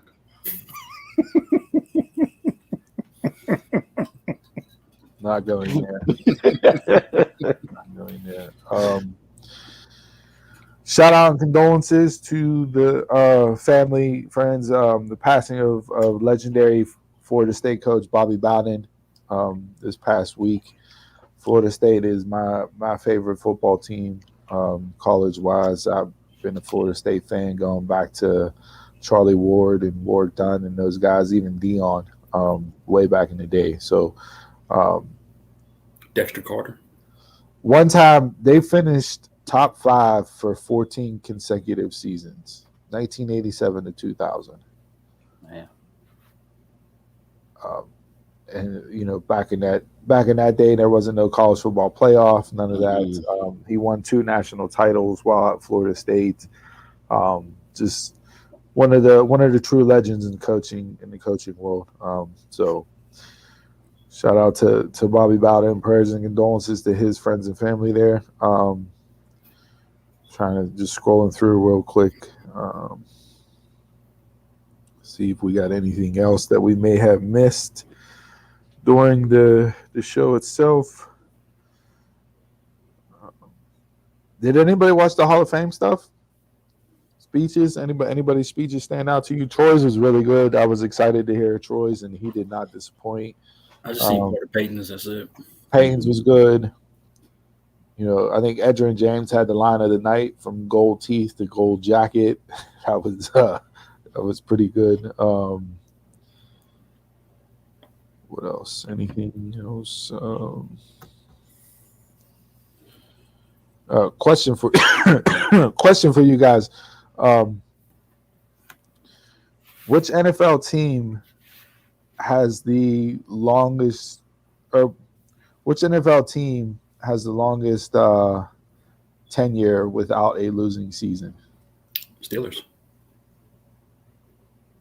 Steelers are correct. Their last losing season was 2003. By a long shot. Wow. The next team is the Seahawks, 2011. Wow. Yeah. Yep. Ooh. So Steelers, Seahawks, Chiefs, Ravens, and Titans are top 5 on this list. Steelers. Things you wouldn't even expect. Yeah. Steelers The Titans, too. Yeah. Steelers 2003, Seahawks 2011, Chiefs 2012, Ravens 2015, and Titans 2015. So, yeah, we'll see. I mean, Mike Tomlin hasn't had a losing season since his tenure began. But then, that goes back to when they drafted Ben, right? 6-10. Yeah. Under Cowher. Mm-hmm. So, yeah. And now, since they got that extra game on the schedule, there's no 8-8 anymore. So it's either you win or lose. Yeah. Yep. Mm-hmm. Yep. Now it can be definitive. Yes, it can. Yes. No murky gray area. Yeah. And then one other thing, Steelers, I saw they made a trade for linebacker Joe Schobert from the Jacksonville Jaguars. Yeah. Okay. They were talking about it during the game like it was official, and they were like, "Oh no, it's just rumors." They made, we're not certain. It was official. A late round pick. I haven't seen what the actual pick was from them, 6. but It was a 6. It was a 6. Okay, Yeah. that makes sense because they're taking on his $7.5 million contract this year and paying that. So, but no, much needed move. With Vince Williams retiring, linebacker depth was short there. He'll come in. He's a tackling machine. So I like that. You have T.J. Watt, Schobert, Devin Bush, and then Highsmith and Ingram. That's a nice core there. And then Hope they gel good. Yeah, Tuitt, Hayward. Hope they gel. I don't think that we'll see what the secondary does, but get 8 up. We'll see. Anybody got anything else? No, I'm good. All right. This week's quote of the week is to reset, readjust, restart, and refocus as many times as you need to. And with that, until next time, I'm a Mark, you're a Mark, tell a Mark. Y'all can catch us around the way.